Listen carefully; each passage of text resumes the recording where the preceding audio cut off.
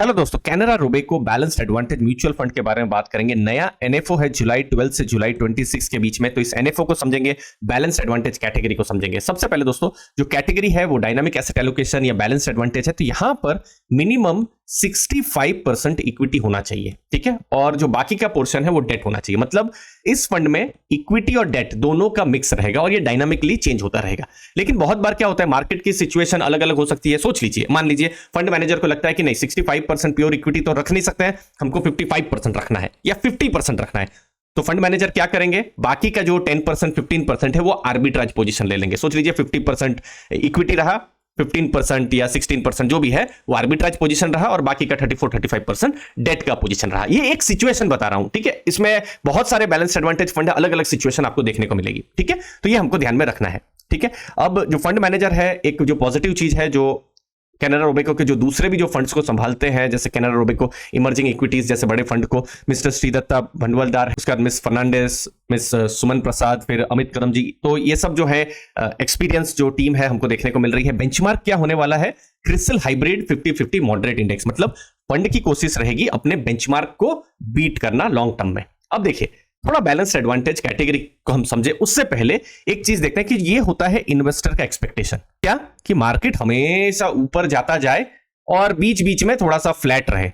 लेकिन रियलिटी में क्या होता है, मार्केट ऊपर नीचे जाता ही रहता है, कभी बहुत नीचे भी चला जाता है। बट यस, लॉन्ग टर्म में आप देखेंगे तो मार्केट ऊपर ही जा रहा है, लेकिन पीरियड ऑफ वोलेटिलिटी रहती है। अब वोलेटिलिटी बहुत सारे कारणों के लिए रह सकती है। कोई मैक्रो इश्यू हो गया, कोई पॉलिटिकल इश्यू हो गया, कोई हो सकता है कोई सेक्टर में कोई नेगेटिव हो गया तो वो सेक्टर नेगेटिव चला जाए, तो वो कंपनी हो गया, सेक्टर हो गया, मैक्रो या पॉलिटिकल होने से पूरा मार्केट पर नेगेटिव। तो ऊपर नीचे मार्केट्स है या सेक्टर्स है, कंपनीज जो है वो होता रहता है। ये जर्नी है और इसको कोई रोक नहीं सकता है। अब होता क्या है, मार्केट में हमको अलग अलग एक्सपोजर भी मिलता है। जैसे अभी आप देखेंगे ऑल टाइम हाई मार्केट जैसा चल रहा है, तो एक्साइटमेंट, थ्रिल, यूफोरिया जैसा भी हो सकता है। लेकिन मैं बहुत साल से इस इंडस्ट्री में हूं, मैंने कुछ जैसे पीरियड 2018 का पीरियड बिल्कुल सामने ही था, 18 या 19 का पीरियड में आप देख सकते हैं, वहां पर मैंने फियर, पैनिक भी देखा हुआ था। फिर कुछ इन्वेस्टर्स में मैंने डिप्रेशन जैसा भी देखा हुआ था कि भाई क्या हो गया, मार्केट में कुछ चल नहीं रहा है, हम पूरा नेगेटिव है। तो ये इमोशंस जो है वो मार्केट में रहते ही हैं। यस, ऐसा नहीं है कि वो इमोशन नहीं रहेंगे। और देखिए, मार्केट अप डाउन होता ही रहता है। यस, सबको चाहिए, इनफैक्ट मुझे भी चाहिए कि मार्केट में ऑप्टिमिज्म रहे, थोड़ा हमेशा हमको ग्रीन अपना पोर्टफोलियो दिखना चाहिए। लेकिन वो होता नहीं है मार्केट में। चूंकि हम एक्सपेक्टेशन करते हैं कि एफडी से ज्यादा रिटर्न मिले, रिस्क हम ज्यादा ले रहे हैं, तो हमको ये वाले जो पीरियड्स हैं उससे भी गुजरना होगा। चाहे वो पैनिक आप बोल सकते हैं, एंजाइटी बोल सकते हैं, या डिप्रेशन बोल सकते हैं। तो वैसी चीजें भी मार्केट आपको एक्सपोजर या एक्सपीरियंस करवाएगा। हो सकता है अभी ना करवा रहा हो, लेकिन पास्ट में उन्होंने करवाई है और फ्यूचर को रूल आउट नहीं किया जा सकता। अब इससे होता क्या है, इन्वेस्टमेंट रिटर्न जितना होता है उससे कम इन्वेस्टर रिटर्न होता है। आजकल अफवाह ऐसे भी उड़ा दी जाती है कि जो एडवाइजर्स हैं उसकी वजह से इन्वेस्टर रिटर्न कम हो जाता है। नहीं, ये मोस्टली बिहेवियरल गैप की वजह से होता है। ऐसा मैंने भी बहुत बार देखा हुआ है कि मार्केट ऊपर है, इन्वेस्टर्स अच्छे से यहां पर इन्वेस्ट कर रहे हैं, लेकिन 2 बार मार्केट नीचे गई, 2 महीना नीचे गई, 6 महीना नीचे गई, ठीक है, चलो पेशेंस रखते हैं। 1 साल अगर मार्केट नीचे हो, फिर थोड़ा पेशेंस कम हो जाता है। 1.5 साल फिर सोचते हैं चलो एफडी ही ठीक है, चलो सेविंग अकाउंट ही ठीक है। और फिर क्या होता है, इन्वेस्टर रिटर्न कम हो जाता है और फिर कसम खाई जाती है कि भाई अब से मार्केट में इंटर करना ही नहीं है। और फिर मार्केट को ब्लेम भी कर दिया जाता है कि नहीं, मार्केट में पैसा नहीं बनता है। बट आपको समझना होगा, मार्केट में अप डाउन, यूफोरिया भी रहेगा, पैनिक भी रहेगा, ये मार्केट का नियम है, ठीक है। तो हाई मार्केट में अभी भी आप देखेंगे म्यूचुअल फंड्स में बहुत पैसा आ रहा है, लेकिन बियर मार्केट में देखिए म्यूचुअल फंड में पैसा भी कम आएगा। तो वोलेटिलिटी नेचर है इस मार्केट का, और यहीं पर ही थोड़ा जो बैलेंस्ड एडवांटेज फंड है थोड़ा हेल्प कर सकते हैं, क्योंकि वो एक रिस्क एडजस्टेड रिटर्न प्रोवाइड कर सकते हैं। अपसाइड में तो वो पार्टिसिपेट करेंगे, लेकिन डाउनसाइड को भी वो मैनेज करके रख सकते हैं। एक एग्जांपल है 2005 मार्च से 2024 मार्च के बीच में आप देखेंगे इक्विटी रिटर्न 15.3% है, ठीक है। अब ये रिटर्न अच्छा है, रिटर्न सबको चाहिए, लेकिन वोलेटिलिटी किसी को नहीं चाहिए। अब वोलेटिलिटी 26.1 है स्टैंडर्ड डेविएशन की हम जब बात कर रहे हैं, ठीक है। अब जब भी आप डेट और इक्विटी को मिक्स करते हैं, फॉर एग्जांपल 50% डेट 50% इक्विटी को अगर आप मिक्स कर देते हैं, ठीक है, तो आपका रिटर्न 12.6%, थोड़ा कम आएगा, 3% के आसपास थोड़ा कम रिटर्न आया। लेकिन स्टैंडर्ड डेविएशन जो आपका 26.1 था वो 13 हो गया, तो वोलेटिलिटी कम हो गई। अगर आप 70% भी इक्विटी में जाते हैं तो भी आपका रिटर्न थोड़ा कम हुआ, 15.3 नहीं 14.8 आया, 0.5% रिटर्न कम हुआ। लेकिन स्टैंडर्ड डेविएशन देखिए 26 से 18 हो गया, मतलब कम हो गया। रिटर्न आपको थोड़ा सा हल्का कम आया, लेकिन आपको स्टैंडर्ड डेविएशन या जो वोलेटिलिटी है कम देखने को मिली। अब उससे क्या होगा, अब आपके पोर्टफोलियो में जब आप कम वोलेटिलिटी देखेंगे तो इमोशनल जो जिसकी हम बात कर रहे थे ना, ये वाले पॉइंट की, इन्वेस्टर रिटर्न जो है वो कम होने की संभावना थोड़ी कम हो जाएगी। पैनिक में हो सकता है आप शायद जो भी अपने इन्वेस्टमेंट्स हैं उसको शायद आप बेचे नहीं, या फिर क्योंकि देखिए होता क्या है, आप 2 घर देखते हैं, 5 घर देखते हैं कि सबने, आपके फ्रेंड्स ने देखा कि सब लोग बेच रहे हैं, तो आप भी यहां पर नेगेटिव इंपैक्ट हो सकता है। तो बैलेंस एडवांटेज में क्या होता है, इन्वेस्टर बिहेवियर टोटली यहां पर एलिमिनेट यहां पर हो सकता है, एसेट एलोकेशन रहता है, डायनामिक रीबैलेंसिंग होती है, कभी इक्विटी कभी डेट प्लस माइनस यहां पर होता रहता है मार्केट के सिचुएशन के हिसाब से। तो यहां पर जो कैनरा रोबेको जो म्यूचुअल फंड हाउस है, उन्होंने एक इन हाउस मॉडल बनाया है, उसके हिसाब से trailing price to book ratio, generally banks के केस में और भी बहुत सारे सेक्टर से वहां पर प्राइस टू बुक देखा जाता है, फॉरवर्ड प्राइस टू अर्निंग की भविष्य में क्या पी रेशियो हो सकता है, और इक्विटी रिस्क प्रीमियम, इसके आधार पर एक मॉडल बनाया है और उसके हिसाब से वो एसेट एलोकेशन करेंगे। ठीक है, तो ये मॉडल का कुछ इस तरीके से एसेट एलोकेशन है। अभी तो देखिए जुलाई में ही आ रहा है, लेकिन ये जैसा मैं देख रहा हूं मई 2024 में जो मॉडल जो बता रहा था कुछ 55 से 60% के बीच में इक्विटी को बता रहा था।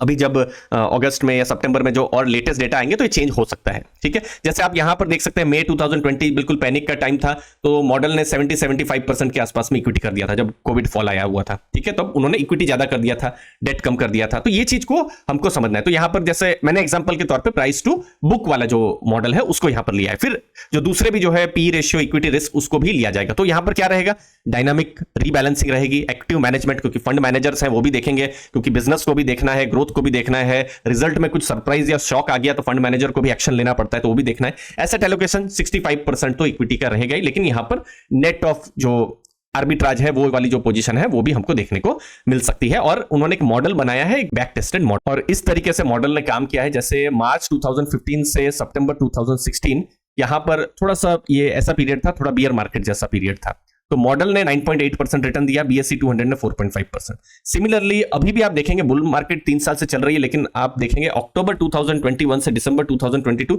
BSE 200 का बहुत रिटर्न नहीं था, 0.5% रिटर्न था। ठीक है, लेकिन मॉडल पोर्टफोलियो ने 3.3% रिटर्न दिया। तो इससे क्या होगा, जब भी मार्केट में बियर मार्केट होगा या जो डाउनसाइड वाला मार्केट होगा तो ये कम गिरेगा, ये आपको ध्यान में रखना है। यस, अगर हम एज्यूम करते हैं कि अगले 10 साल सिर्फ बुल मार्केट चलेगी, एक दिन भी मार्केट नहीं गिरेगी, तो फिर तो बैलेंस एडवांटेज की जरूरत नहीं है। बट क्या ये सही होने वाला है, उसके चांसेस है बहुत नहीं, क्योंकि मार्केट में उतार चढ़ाव रहने ही वाला है, मार्केट कभी ना कभी गिरने ही वाली है, फिर बढ़ने वाली है। तो जब गिरेगा मार्केट तो ये कम गिरेगा, तो ये हमको देखना है, और ये मैक्सिमम बैलेंस एडवांटेज फंड में देखने को मिलेगा। और यहां पर भी जो कैनरा रोबेको जो अपना मॉडल बता रहे हैं उसमें आपको कुछ ऐसा ही देखने को मिलेगा।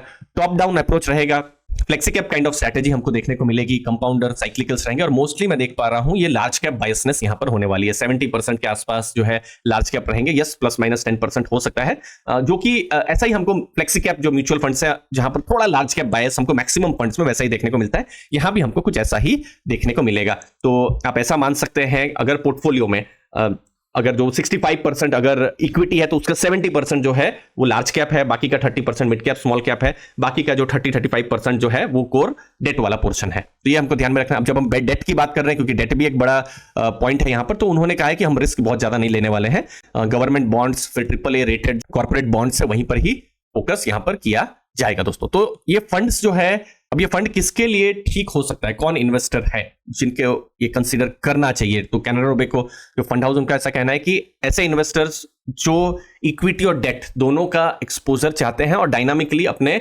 पोर्टफोलियो को चेंज कर सकते हैं। अब सोच लीजिए आपने अपने पोर्टफोलियो में सोचा 60-40 रहना चाहिए, अब मार्केट अप डाउन होती रहती है, कभी वो अपने आप 65 हो जाए, कभी अपने आप 55 हो जाए इक्विटी एक्सपोजर, तो आप डायनामिकली, आपके पास उतना टाइम भी नहीं रहता है कि आप डायनामिकली चेंज कर सके, लेकिन फंड मैनेजर चेंज कर सकते हैं। और आप बार बार करेंगे तो क्या होगा, चर्न भी होगा, तो उससे क्या होगा, आपके एक्सपेंसेस भी बढ़ सकते हैं। ठीक है, फिर जो भी इन्वेस्टर जो 5 ईयर्स से ज्यादा सोच रहे हैं, और ये हमेशा इक्विटी में देखना चाहिए, यस यहाँ पर डेट है, लेकिन फिर भी लॉन्ग टर्म का आपको यहाँ पर थॉट प्रोसेस रखना ही चाहिए। और ऐसे इन्वेस्टर्स जो बहुत हाई रिटर्न का एक्सपेक्टेशन नहीं रख रहे हैं, लेकिन फोकस कर रहे हैं कि डाउनसाइड में मुझे प्रोटेक्शन मिले, मुझे मॉडरेट काइंड ऑफ एक्सपोजर मिले, उनके लिए तो यहां पर क्या होने वाला है, बॉटम अप स्ट्रेटेजी रहने वाली है, क्वालिटी मैनेजमेंट पर फोकस यहां पर होने वाला है, ग्रोथ, क्वालिटी और वैल्यू, इन तीनों का मिक्स करके एक पोर्टफोलियो को बनाया जाएगा। तो लास्ट में कुछ इंपॉर्टेंट चीजें, जो फंड हाउस है वो स्ट्रांग है और भारत का सेकंड ओल्डेस्ट फंड हाउस है जो कैनरा रोबेको म्यूचुअल फंड है।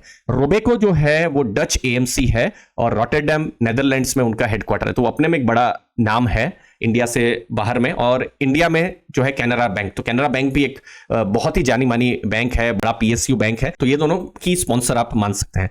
अब आपको इस फंड में क्या देखना है कि सब कुछ स्ट्रांग है, लेकिन आपको अपना एसेट एलोकेशन देखना है। अगर आप सोच लीजिए रिटायरमेंट को अप्रोच कर रहे हैं या फिर इक्विटी मार्केट में पहली बार आ रहे हैं, थोड़ा सा कंफ्यूज्ड हैं, तो आप बैलेंस एडवांटेज कैटेगरी को एक्सप्लोर कर सकते हैं। आपका लॉन्ग टर्म व्यू होना चाहिए और आपको अपना रिस्क और प्रोफाइल को जरूर देखना चाहिए। तो एक इंटरेस्टिंग नया फंड आने वाला है। यस, बैक टेस्टेड जो मॉडल है उसने अच्छा परफॉर्म किया है, लेकिन वो एक नेट प्रैक्टिस की तरह है। आप यहां पर जो मेन जो परीक्षा होने वाली है इसकी, ये इस फंड की, कि जब वो लिस्ट होंगे और उसके बाद वो कैसा परफॉर्म करते हैं। और ऑलरेडी आप देखेंगे मार्केट में बहुत सारे डायनामिक एसेट एलोकेशन है, तो यहां पर हमको आने वाले टाइम में ही पता चलेगा कि किस तरीके से अपने आप को डिफरेंशिएट कर पा रहा है। अपना व्यूज जरूर बताइएगा, वीडियो कैसा लगा मुझे जरूर बताइएगा। लास्ट में दोस्तों, हम गोल बेस्ड स्मार्ट इन्वेस्टिंग पर भरोसा करते हैं, और अगर आप सीरियस है आपके फाइनेंशियल गोल्स, जैसे कि रिटायरमेंट इनकम एसडब्ल्यूपी से कैसे मिले या वेल्थ क्रिएशन कैसे आप कर सके, चाइल्ड एजुकेशन, तो इन सब पर अगर आप गाइडेंस चाहते हैं तो हम पर्सनलाइज सपोर्ट प्रोवाइड करते हैं। मैं एक फ्री पर्सनलाइज्ड कंसल्टेशन प्रोवाइड कर रहा हूं। मैंने गूगल फॉर्म की लिंक जो है डिस्क्रिप्शन बॉक्स में दी हुई है। मैं एमपी रजिस्टर्ड हूं, मेरा नाम दीपक है, ये मेरा रजिस्ट्रेशन नंबर है। मैं एक्स वेल्थ मैनेजर और बैंकर रह चुका हूं, और पास्ट में और प्रेजेंट में भी बहुत सारे एचएनआई क्लाइंट्स को मैंने मैनेज किया हुआ है, और इतना मैं समझता हूं सभी इन्वेस्टर यूनिक है, सबकी जरूरतें यूनिक है। गूगल फॉर्म की लिंक मैंने डिस्क्रिप्शन बॉक्स में दी हुई है, जहां पर एक फ्री पर्सनलाइज्ड म्यूचुअल फंड का कंसल्टेशन हम कर सकते हैं। वहां आपके गोल्स पर हम डिस्कशन कर सकते हैं। अगर आप सीरियस है आपके गोल प्लानिंग के लिए कि किस तरीके से म्यूचुअल फंड पर आप प्लान्ड वे में इन्वेस्टमेंट कैसे कर सके, तो हम पूरा पर्सनलाइज्ड यहां पर इन्वेस्टमेंट सर्विस प्रोवाइड करते हैं, और आपकी सभी डिटेल्स को कॉन्फिडेंशियल रखा जाएगा दोस्तों।